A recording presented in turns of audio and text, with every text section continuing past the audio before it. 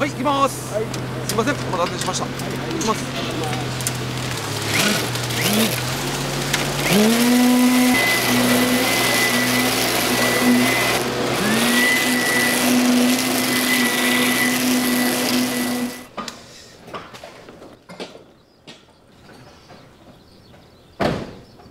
なるんですかね。そうですね、これはドットコンのパネルになりますね。で、合わせるとここに突起物があるんで、ここにこうはまるようになってますね。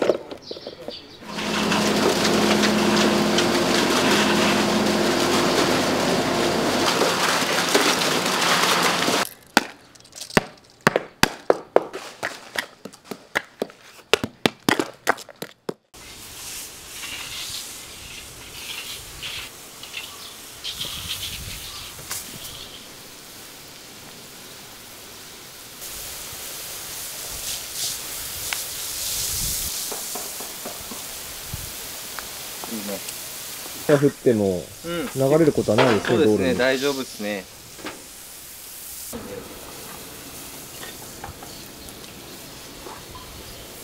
はいはいはい。これ、これね、はい。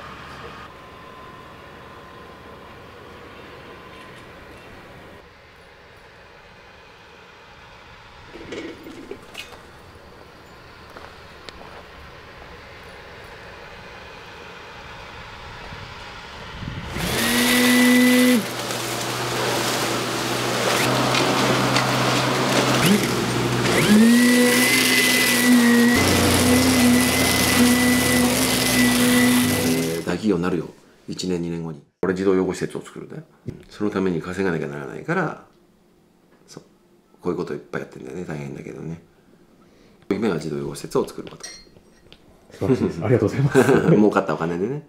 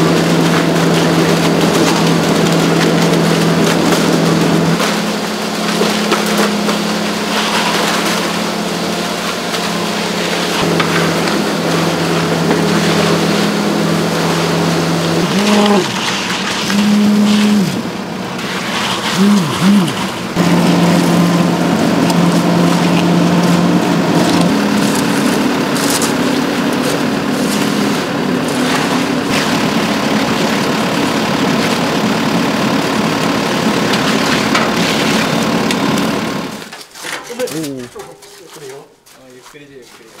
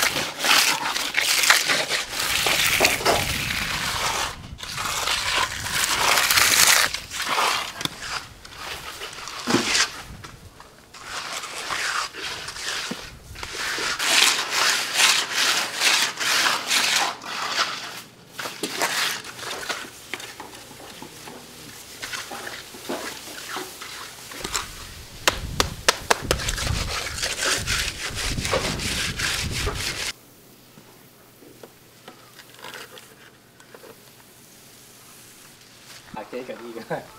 次。そうね。はい。ここはダメかな。きれい。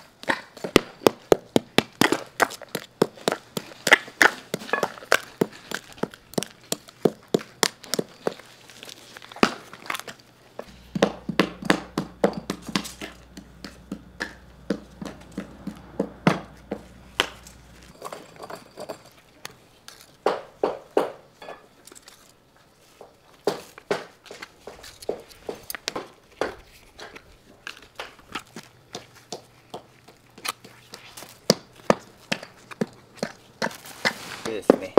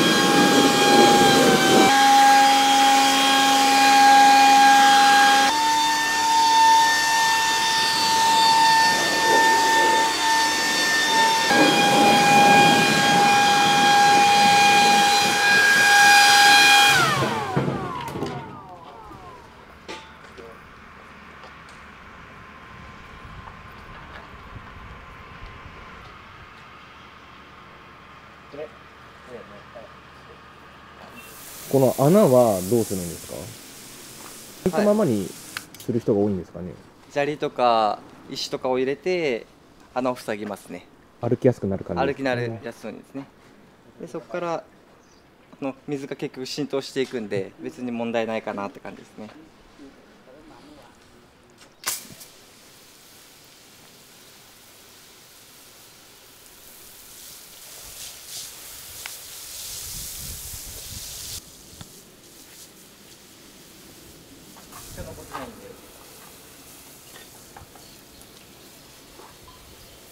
はいはいはい。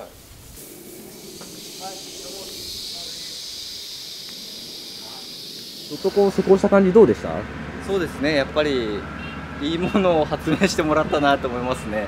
これのおかげでですね、うちも小沢さんのおかげでこういう工事ができるんでですね、とてもありがたいですね、逆に。さっき水流しましたけど、全然道路まで流れなくて、そうですね。このドットコンが増えれば、ね、うん水が減っていくかなと思うんですけど、そうですね。佐賀県自体がやっぱ水害が多い町なんでですね、こういうのはすごい、ね、私たちも県にとってもありがたいのかなと思って、もっとね、広めれるように私たちも頑張ろうかなと思ってます。ありがとうございます。ありがとうございました。どうでしたか？どうでした？ドットコンは。ドットコンはいいね。今はミスは入る。最近は初めて。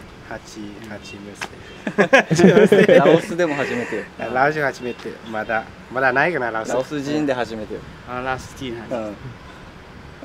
ラオス第1号になるかもしれないですね。そうですね。ラオス帰ったらね、またドットコンで。ラオスもまだインフラ整備ね、進んでないでしょうから。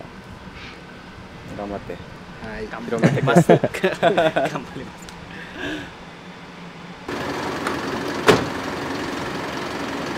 中ルーラバナバイバイ。バイバイ。さようなら。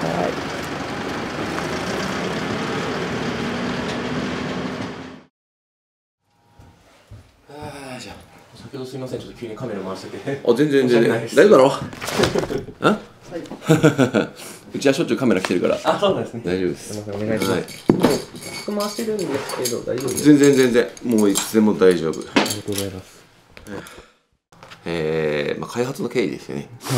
はい。本当に自分がね、何年前だ、17、8年前かな、一戸建てを購入して、でそこで駐車場のコンクリート入れるっていう時になったんですけど、その時7名だったんですよね。あ、勾配が。勾配が水勾配ってて、で俺ポンプ屋だったんですよ、その時も。はい。でバカだからね、あんまり水勾配っていうの分かってなくて、なんで斜めにするのって、平らがいいって言ったんですよ。そしたら平らなんかできないよって言われて、なんでなんて言って、いや水たまりができるから。その時初めて知って、散々コンクリート入れてたのに知らなくて、あ、そうなのと思って、できるでしょみたいな。で結局やってくれなかったんですけど、その時に均等に穴が開いてればね、水浸透していくんじゃないのみたいな、って思って。ポーラスコンクリートとかああいったのも、最初は水浸透するんだよね、雷起こしみたいなことなんだけど、だけど施工してる現場見ると全部斜めなの。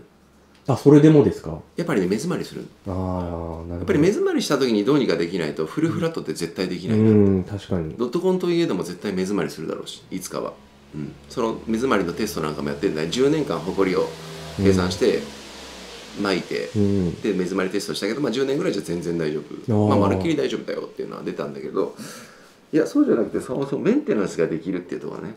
ああ、なるほど。ポーラスコンクリート系だともうフィルターみたいなことだから、もう入っちゃうと取り除けない。そうですね。ドットコンの場合はこの穴から吸引することもできるし、アースドリルで一度その路上まで一回入れることができる。ああ、なるほど。要は地面を吸うのはね、コンクリートでもないしロバンでもないし路上だから、地面だから、最終的にはね、その地面までやっぱりこうやってアースドリルが中でやることによって、よりその土地の性能が生きてくるから、そういうことができるから、ドットコンは水勾配がいらないっていうのはこれはっきり言える。メンテナンスができるから。あと本当に道路に水流さないっていうのは、これは徹底した方が俺はいいんじゃないかなって。ああ、なるほど。排水溝じゃないしね、道路って。駐車場全部道路に勾配取って。屋根に降ったのはね、ちゃんと浸透マスっていうのはもうこれ条例で決まってるんだけど、駐車場は水晶だから、そのまま道路に流れてしまう。そうこれを変えれば絶対変わってくる。河川の氾濫だって変わってくると思うし。そうですね。だと東京都が言ってた通り、雨水染み込みアンバサダーっていうのが始まって、ようやくだからその染み込みっていうキーワードが今までなかったと思う。ああ、確かにそうですね。そうなのよ。雨は集めて捨てる。そうですね。でしょ。排水を設備整えて施工しますもんね。っていう感じだよね。じゃあ染み込ませるっていうキーワードが出てきたっていうことは、ちょっと俺の商品もそうだけど、理解されてきたかなって。確かにそうですね。染み込ませればいい。で東京は本当に1時間に100ミリの雨を吸うぐらい優秀な地盤なんだよね。ああ、そうなんですね。関東ローム層って言って、火山灰でできた。九州なんかも多分火山多いからそういった地層になってると思うんだけど、だけど何が邪魔してるかって、もちろんコンクリートだけど、アスファルトだけど、その下のロバも邪魔してる。確かに、時間100ミリ吸うのに冠水する、とてもおかしい状況になっちゃってるよね。でどれだけ冠水してるの塞いだのかなとか。本当にいい例がドバイだよね。ドバイがこの間冠水した。雨で冠水しちゃった。車が半分ぐらい使ってとんでもない冠水。ちょっと待って、あそこ砂地でしょと。